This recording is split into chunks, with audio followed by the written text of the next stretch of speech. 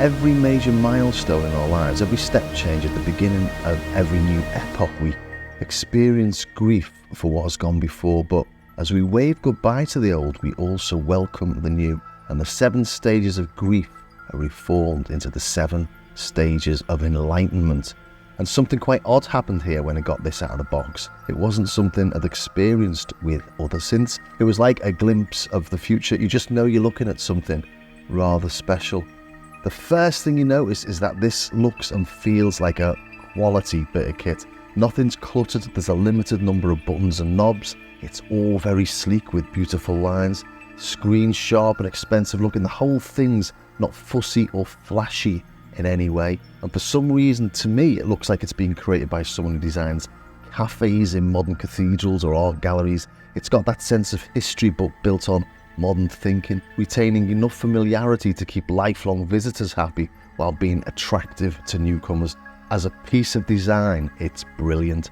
It's modern art that could happily sit in a futuristic minimalist home or sit comfortably under the shadow of a colossal piece of analog hardware like it is here in a room full of tech.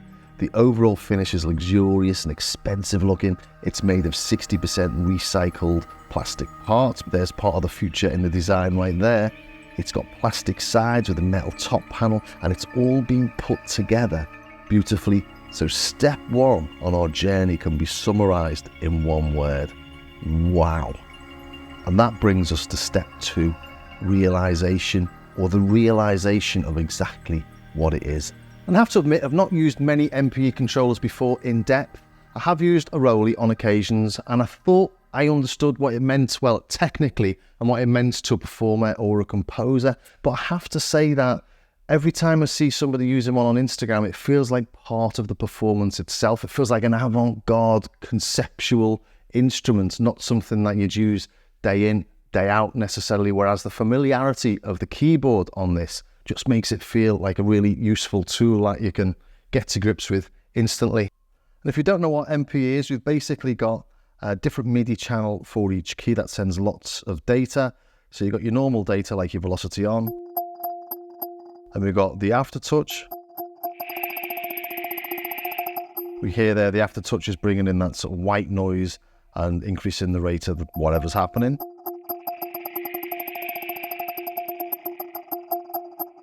Then we've also got pitch.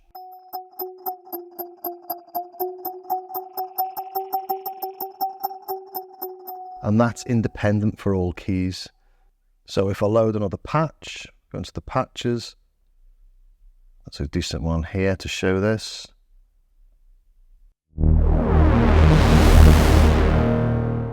You can hear the aftertouch kicking in.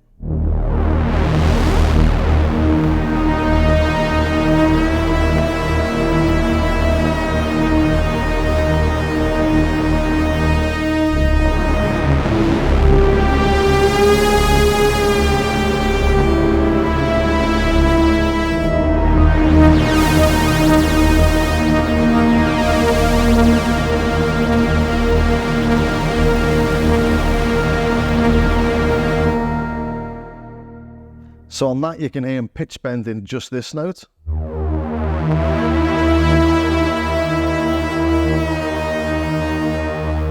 And there's independent polyphonic aftertouch you can hear. So there's the aftertouch brightening it up. I'll leave this one, leave the low one dull.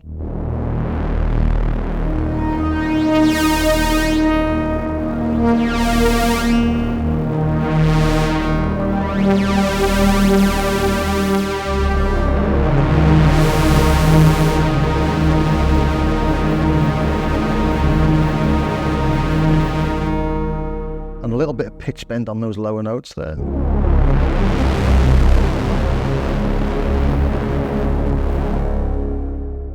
Just allows for so much more expression. So on these keys themselves, things like the Rolly and the Continuum add the aftertouch by sliding up the key, which isn't the case here. We push it down, there's like a sort of semi-stop halfway down. You can feel it stopping, and you've got to add extra pressure for the aftertouch. just under a centimetre's worth, so there's a fair amount of play in that.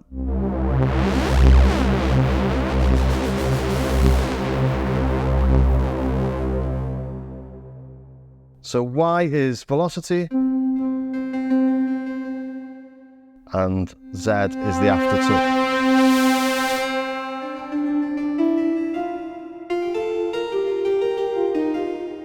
But there's such fine control, you can do stuff like that. It sounds like a plucked string there. And that's the same tone. And that's a lot to do with the sound engine, which we'll get to in a minute. But yeah, this is MIDI polyphonic expression.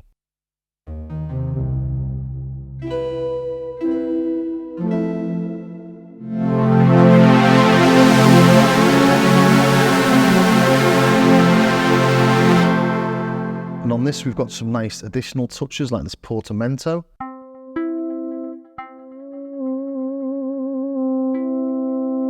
So we've got portamento between a couple of notes, and you can set how many notes that works between. So, but this is a polyphonic patch. Doesn't work between those 4 semitones, but it does between these 2. So just really nice ways of playing it.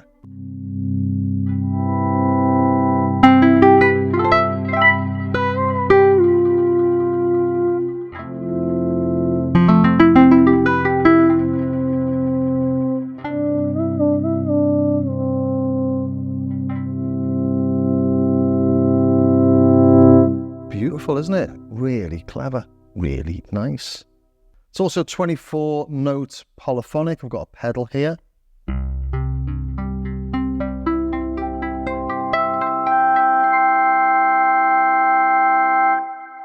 Let's try that with another tone, shall we? As we flick through the tones, there's a slight delay. But you can see there I'm clicking, it's not moving quite as fast as you like. The display or the menu system does this quite a lot, actually. But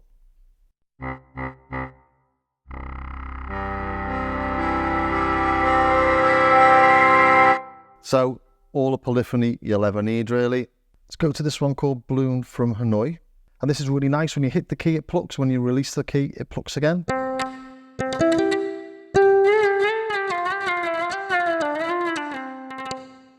And then you hear there, we've got this like, it's almost like a bow being dragged across a string effect.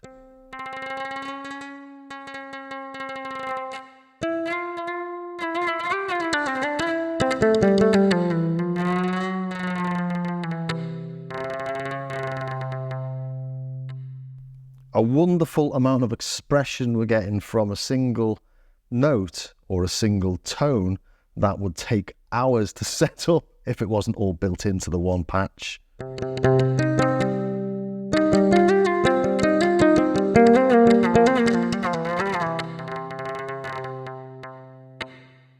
also got some plucked sounds as well. If we go to the characters, got some strumming, I should say, rather than plucked. So just going through the menu system here. There we go, strumming. So we're getting different notes depending on how hard we've hit the key.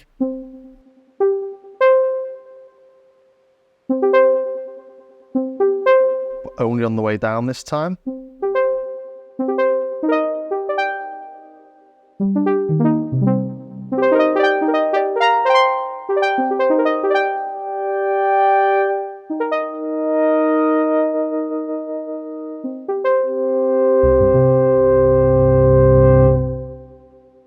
There's 500 presets in here. We can flick through them using the types. So if we go to Bode, for example.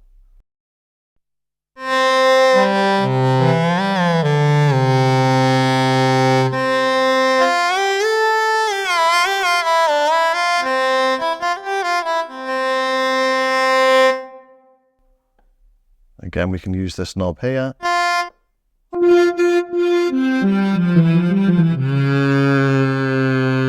Or we can flick through with the preset buttons.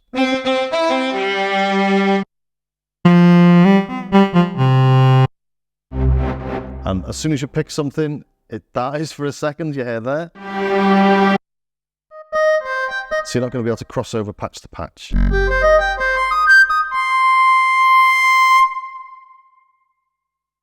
But there's 500 in here, and once you start exploring them, there's just so many ideas. It's so cool.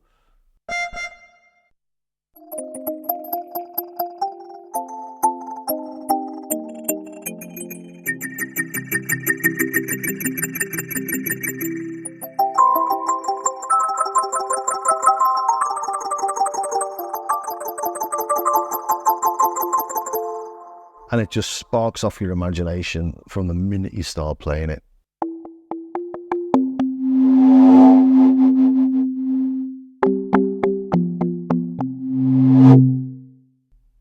Really nice percussive stuff as well.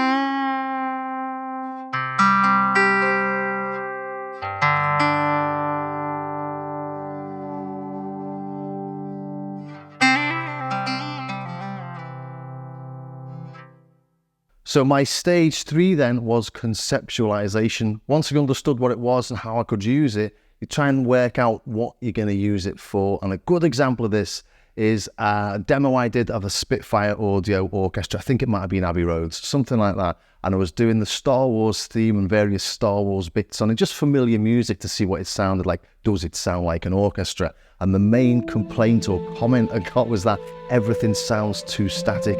But I just didn't have enough time while I was making the demo to think about additional dynamics on all those parts. With this, every single press of every key can be full of emotion, but it's not that easy to pick it up technically and to do it with fingers that are used to just going up and down on a piano keyboard. One thing you do have to get used to is the pitch bend, because if you're trying to play something that you might normally play on a piano, so used to not having to think about left or right, easy to knock out of tune. See what I mean? Well, it's a new thing with different degrees of freedom, isn't it? So, especially when you're pushing down for the aftertouch, you do tend to find yourself wobbling left or right. That was maybe easier in some instances, I'd have thought. But if it is annoying you too much, you can go into the sensitivity settings and just turn it off.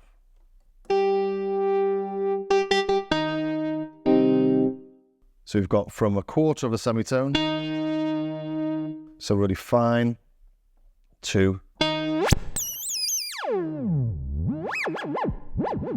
which is really hard to control, obviously. So if you wanted to just slide up, you know, a little bit, and then go further on another patch, it's not quite the same as being able to do that, but I think it's a fine compromise. And you can see we've got our sensitivity curves.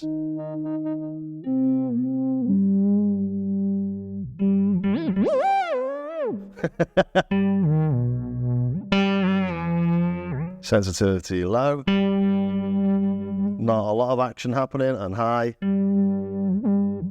or change the curve, stuff like this.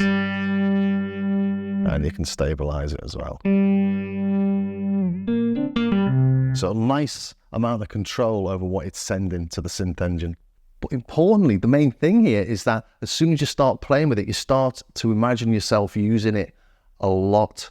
And I've watched the marketing video on this, and there was a lot of people saying how it saves them a lot of time, and I can completely understand that, because you can put the emotion in as you're playing rather than go in afterwards to tweak things. And that brings me on to my stage 4, which is understanding.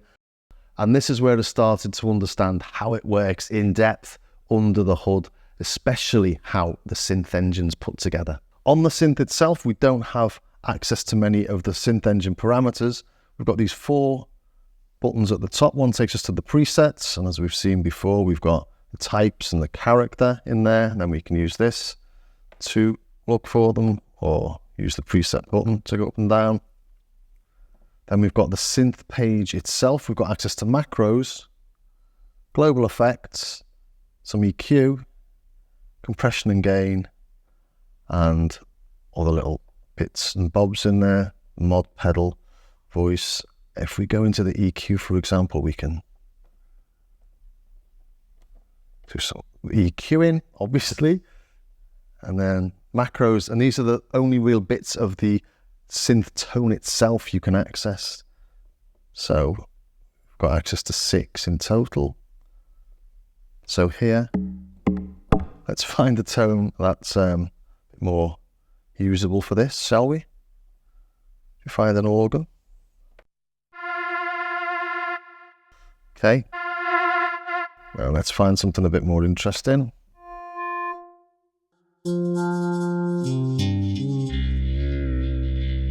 Try this one. It's got a lot of action happening. So go into the synth parameters. We're on the macros page. We've got tone. And this is different for every single one of your every single one of the presets, because it's set up inside the Haken Editor.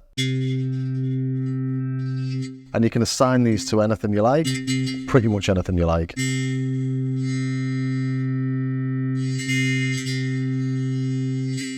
But that's it really. There's like 6 parameters out of thousands you've got in the patch itself. I'll show that in a second.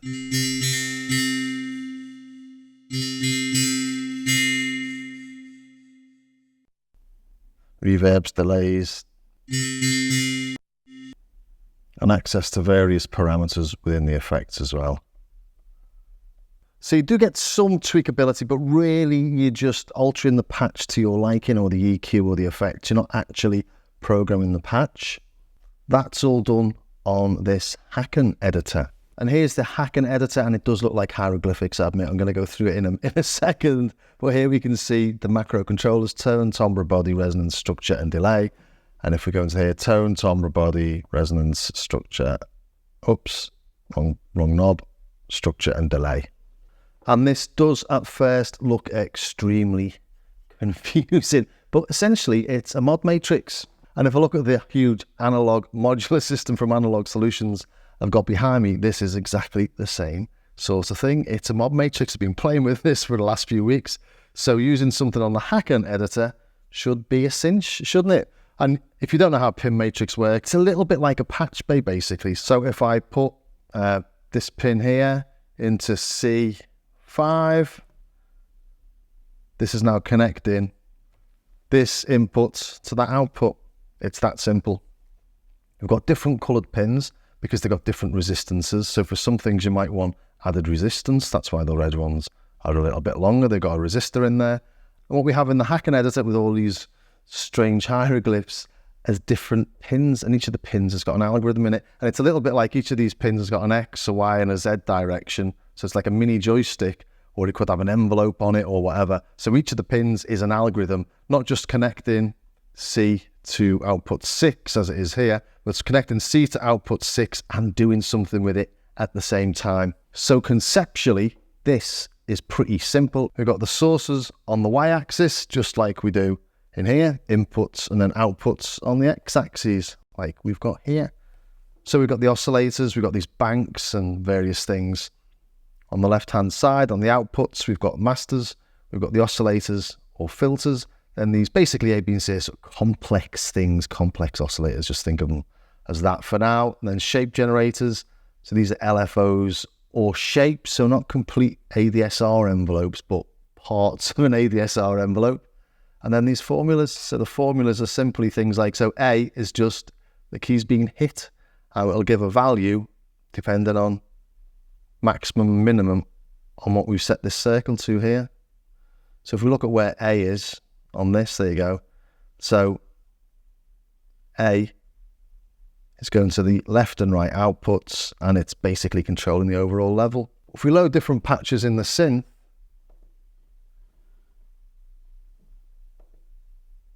you can see they are all extremely complicated looking matrices.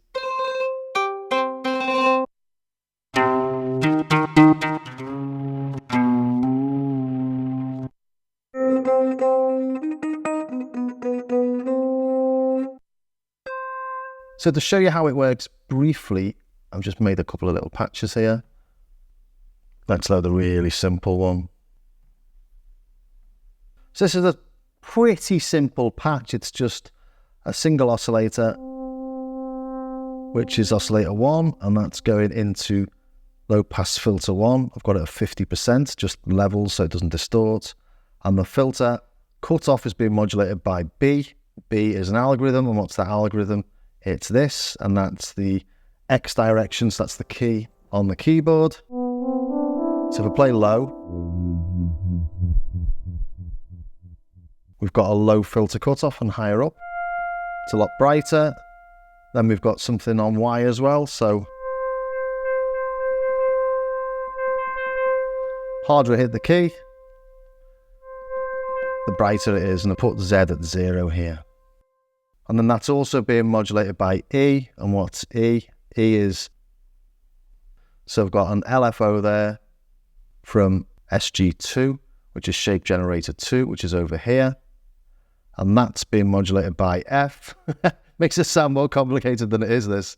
And F is macro 4, and macro 4 is a filter LFO. So basically that's the rate of this LFO. So the rate of that LFO is dictated by a macro I've put on there. Change the rate, change the amount.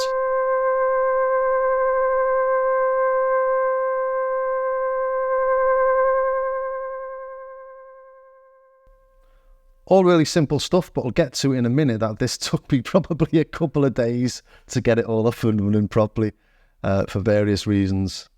But yeah, that's all it is. That's simple, really. Macros are just a function that you use to change parameters.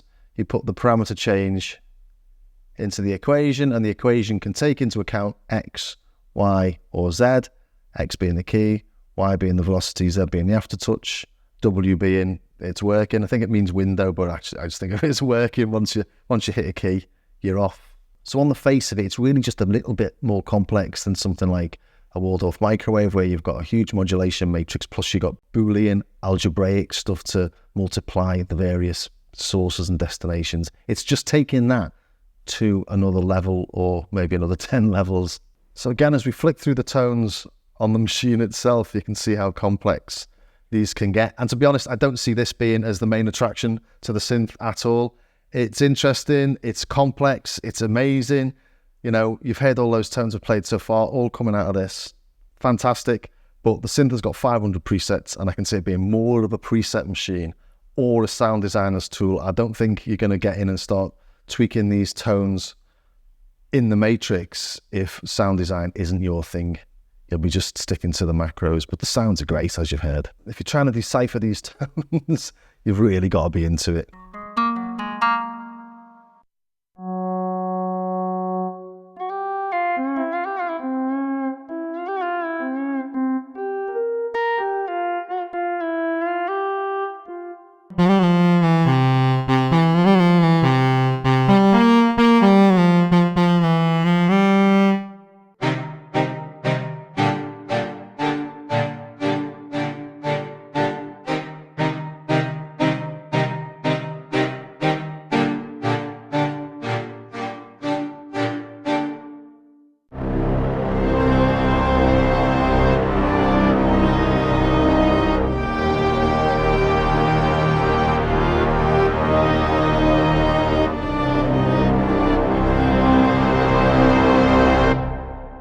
Stage 5 then, and I've called this Rejection because Rejection sounds a little bit more psychological than nitpicking, but after the initial wow factor, and you start to understand how it works under the hood, some of the flaws start to appear. And I've taken a lot of time to think about how to approach this section without it sounding overly negative, because once you do start using that software, you come up with a lot of barriers, and things that have taken me hours and hours to do should really not have taken me more than a couple of minutes. So for example, on the top here, we can see we've got groups. We've got 16 parts or 16 patches in each group, but I can't get anything into the groups. This will be a really simple thing to do. The patch I've just loaded, I tried to load into 2. Load it, open preset from disk, 2 LFOs mid. It's not there. Here's another one I made.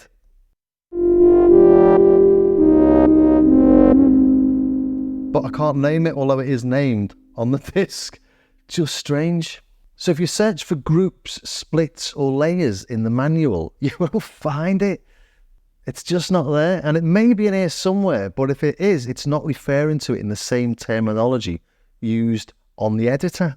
And the terminology it uses is also confusing. So if we look at this filter here, it's like an FM filter patch.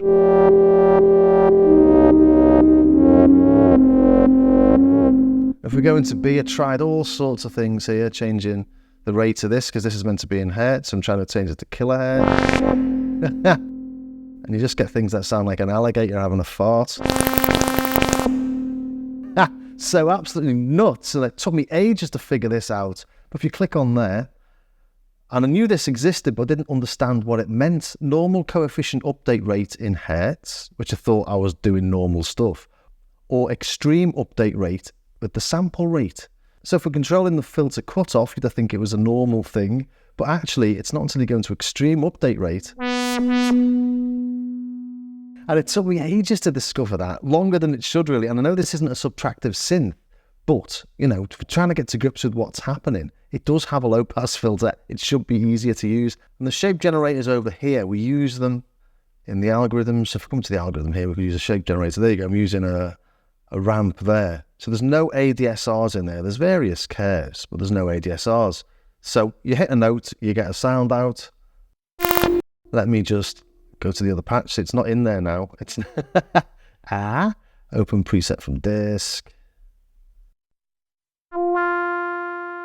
So if we come into A, I found this thing called persistence. And there you go. I've found the release. But why is it called persistence? There may be a reason why it's called persistence, but it doesn't explain it in the manual. We're going to the user guide. Persistence. So we're on page 97 here.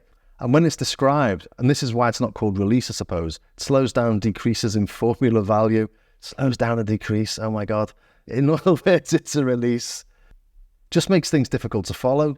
It does very much feel like this is the output of a PhD project in sound design, rather than a product for the masses, as it were. So it does need a step-by-step guide. They have tried. The manual explains itself so well, but it's written by enthusiasts that are trying to tell you everything it does. You know, maybe start off at a really basic level. So the patches themselves are really nice. They do have a distinctly digital feel.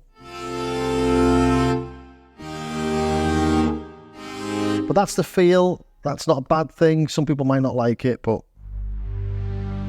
it doesn't bother me. It's just a different texture, a different colour.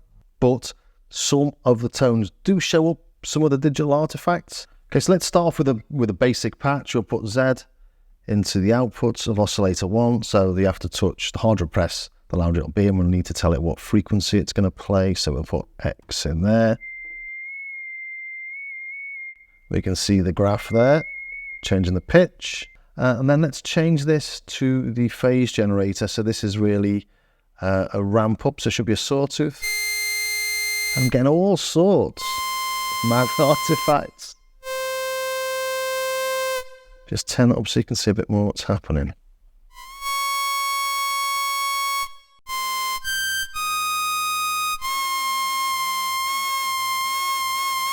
A lot of weird stuff going on in there, but they don't bother me too much. They're not there when you listen to the presets, are they? Or if they are, they're sort of hidden. Or maybe that's why it sounds a little bit digital to me, I don't know. But they're not awful, and well, they are at some points, but that doesn't bother me too much. But this does. If I open that preset again, this 2 LFOs.